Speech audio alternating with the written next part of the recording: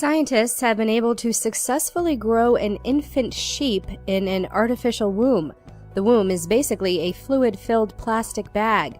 In tests with animal embryos, lambs that were 15 and 17 weeks into the normal 21-week gestation process for sheep were removed by cesarean section, placed into the bags, and then monitored.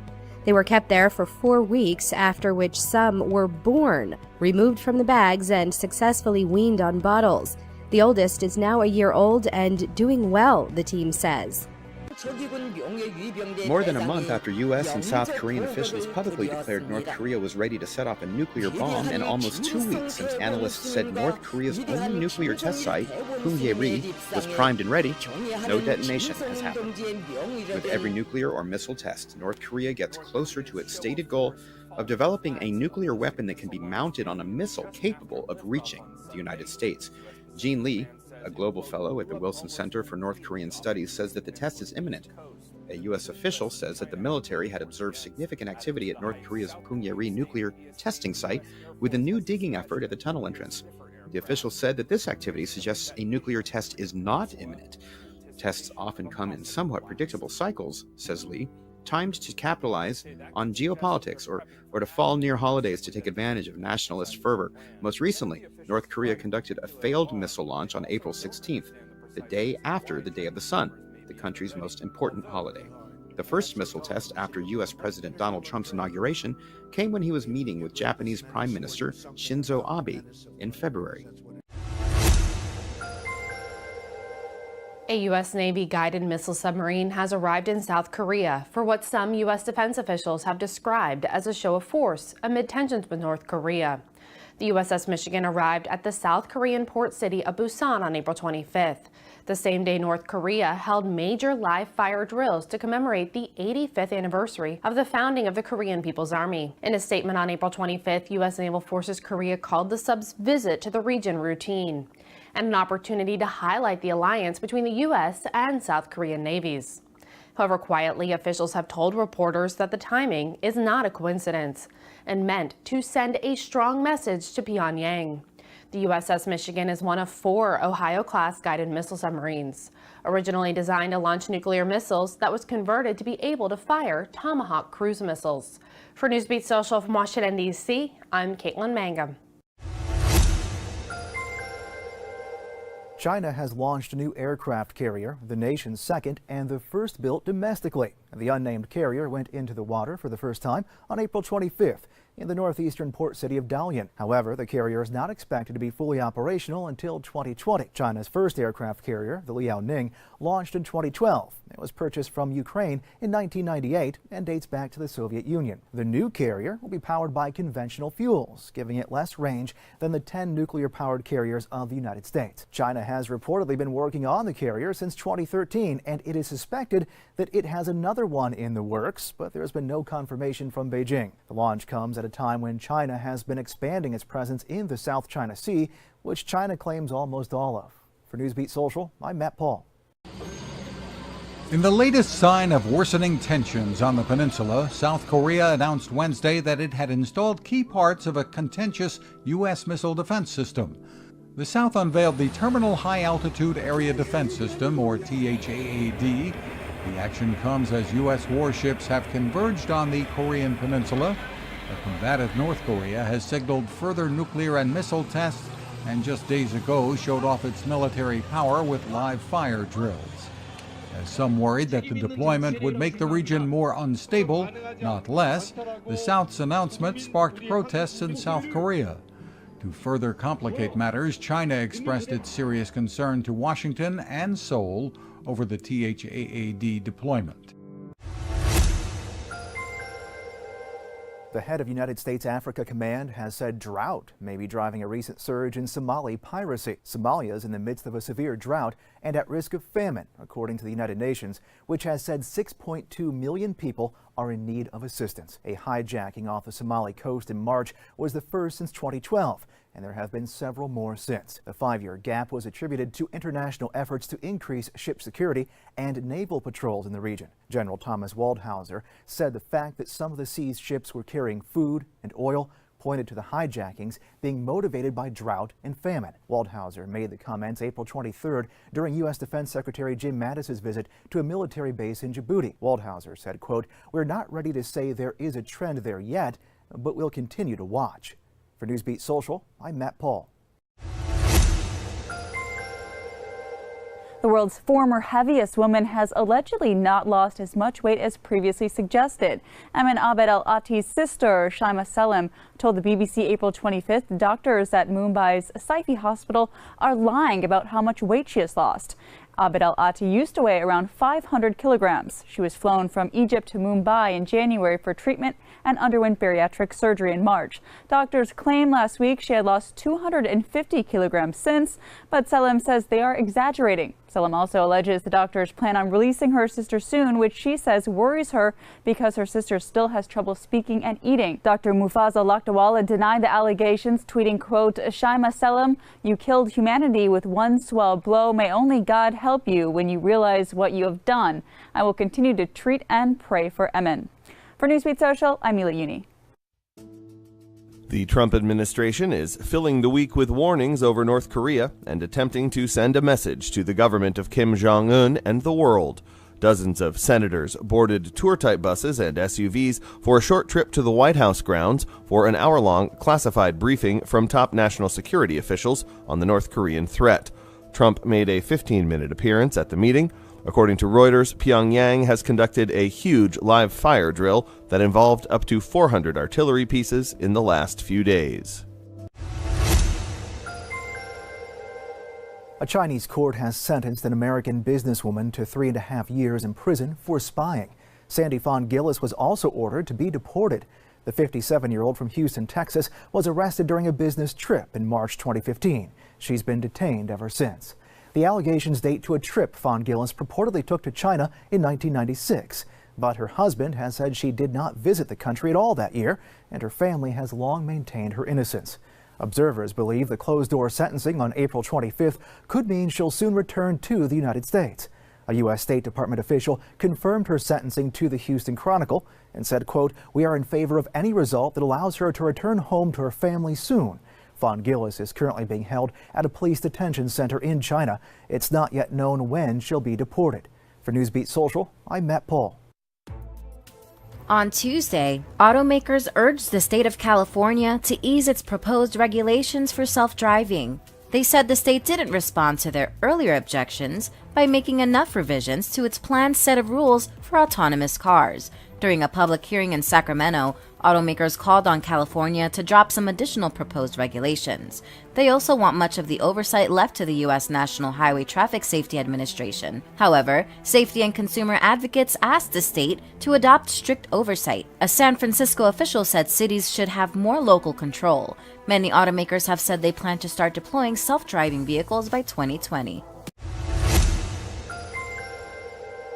Mohammed, Saddam, and Medina are just a few popular baby names now barred in western China's Xinjiang region. U.S.-funded Radio Free Asia reports the Chinese government is prohibiting parents from choosing names that have religious meanings and are often used by Muslims. A document entitled Naming Rules for Ethnic Minorities lists the dozens of banned names. Parents who deviate from accepted names reportedly risk having their children being denied education and government benefits. The move is the latest effort by the Chinese government to tighten the reins on religious activity and expression in Xinjiang, which is home to about 10 million Uyghurs, a predominantly Muslim minority group. Earlier this year, the government banned long beards and the wearing of veils. China sees Xinjiang as a source of Islamic extremism and terrorist activity. Uyghurs and human rights groups, however, say isolated cases of violence have been the result of government suppression and discrimination. For Newsbeat Social, I'm Mila Uni. According to an arms monitoring group on Wednesday, Islamic State militants have developed an improvised explosive device that can be launched from rifles or dropped from an aerial drone. The report by Conflict Armament Research claims that the Sunni militant group was promoting the development of own-brand weapons to provide its insurgents with otherwise unavailable armaments. Iraqi forces launched a sweeping U.S.-backed offensive in October to retake the city, Islamic State's last major urban stronghold in Iraq. CAR, which identifies and tracks arms and ammunition in war zones, reported in December that IS had been making weapons on a scale and sophistication matching national military forces. The U.S. Food and Drug Administration is cracking down on companies that are carrying out what it calls cruel deception by selling bogus cancer-curing products. The FDA sent warning letters April 25th to more than a dozen companies that were peddling fake cancer treatments. Many of the companies use social media platforms to market their products as preventing, diagnosing, and even curing cancer. The FDA told the companies to correct their violations or risk legal action. Under U.S. law, it is illegal to sell products marketed as preventing or treating diseases that haven't been cleared by the FDA. Consumers were also warned about buying fake treatments. The FDA said not only are the products ineffective, but they can also be dangerous and prevent cancer patients from seeking out legitimate medical treatments. It advised buyers to avoid products with catchphrases like miracle cure or revolutionary scientific breakthrough. For Newsbeat Social, I'm Neela Uni. A judge has blocked enforcement of President Trump's executive order barring federal funds from sanctuary cities. On April 25th, U.S. District Judge William H. Orrick of San Francisco imposed a nationwide injunction against Trump's January 25th executive order, which sought to take away funds from sanctuary cities for refusing to comply with federal immigration laws. The temporary ruling came as a result of two lawsuits brought against the Trump administration by the city of San Francisco and the county of Santa Clara.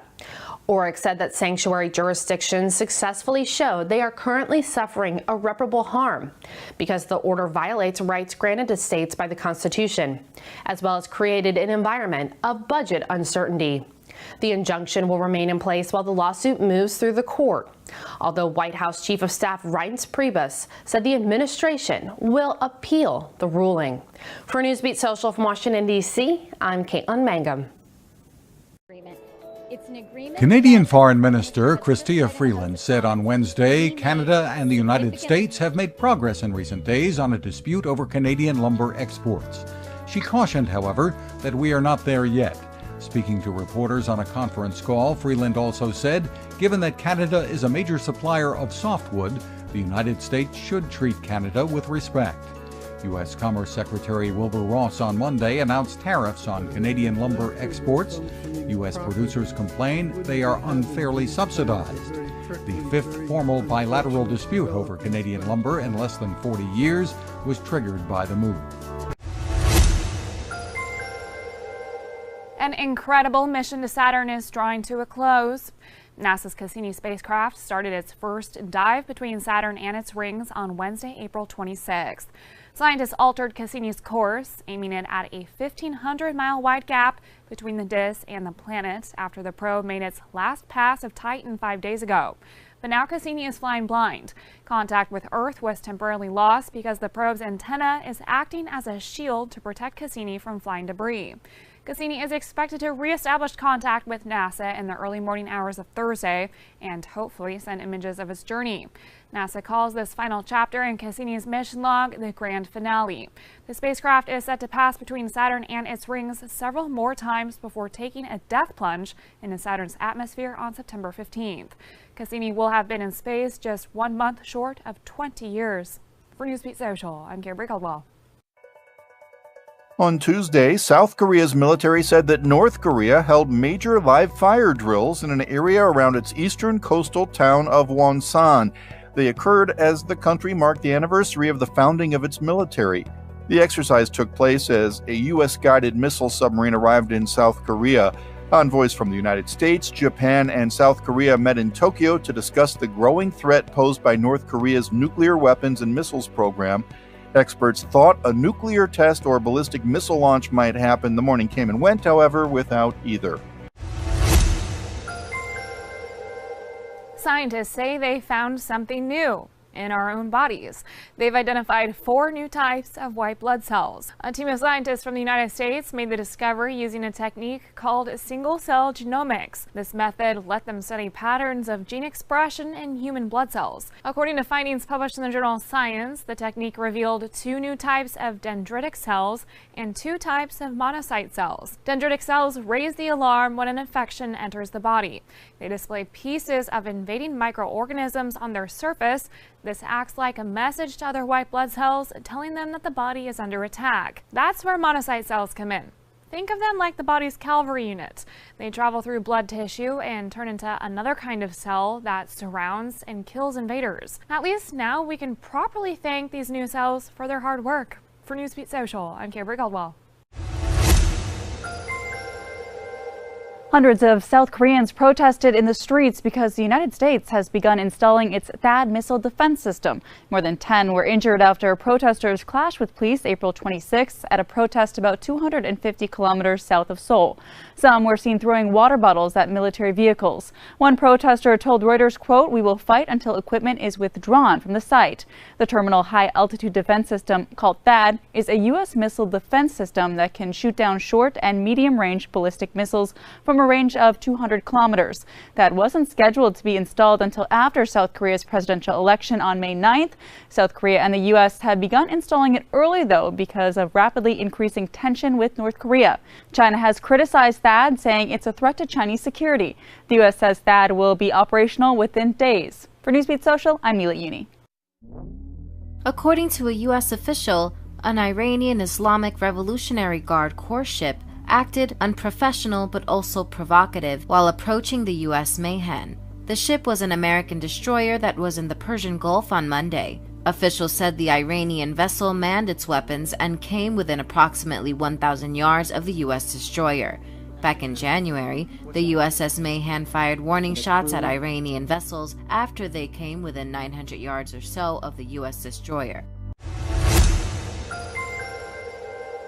The U.S. Air Force's newest and most advanced jet landed in Estonia for the first time on Tuesday, amid heightened tensions between Russia and the U.S.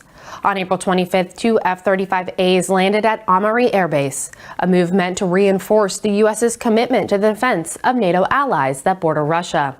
Estonia, a former Soviet republic, shares an almost 200-mile-long border with Russia. Estonia's Defense Minister Margus Tsahkna said that the arrival of the F-35 sends a very clear message, adding, quote, "The United States is taking this show of unity very seriously." The F-35s are the latest show of what's known as the European Reassurance Initiative, an effort implemented by the Obama administration to ease Eastern European allies after Russia's annexation of Crimea. The aircraft are scheduled to spend several weeks in Europe training with other NATO military aircraft. For Newsbeat Social from Washington, D.C., I'm Caitlin Mangum. An unconventional Hindi film has been cleared for release in India. On April 26th, a tribunal ordered for a ban to be lifted on the film Lipstick Under My Burqa. India's Central Board of Film Certification refused to greenlight the film in February. The board claimed Lipstick Under My Burqa contained abusive words, sexual scenes and audio pornography. The film's director argued against the board's claims and appealed to the tribunal. The tribunal ruled in her favour, saying the abusive words and scenes were justified since they were integral to the storyline of the film. However, they did request some scene lengths to be cut and the film to be given an adult rating. In India, films can only be released to the public after they have been approved by the Film Certification Board. The movie has already won awards elsewhere around the world. For Newsbeat Social, I'm Rachel Latham. According to a senior Turkish official, an American and his family who were living in territory held by ISIS in Syria had been detained in Turkey. The official said Kerry Paul Clement was detained after surrendering to border guards. He was accompanied by his wife, a Syrian national, and 3 children. According to Clement's family, he traveled to Syria in 2015 to help with humanitarian efforts. After he arrived there, he realized the information that had led him there was all a scam. Relatives say they alerted the FBI that he may be in danger about 18 months ago. According to a senior Turkish official, an American and his family who were living in territory held by ISIS in Syria had been detained in Turkey. The official said Kerry Paul Clement was detained after surrendering to border guards. He was accompanied by his wife, a Syrian national, and 3 children. According to Clement's family, he traveled to Syria in 2015 to help with humanitarian efforts. After he arrived there, he realized the information that had led him there was all a scam. Relatives say they alerted the FBI that he may be in danger about 18 months ago.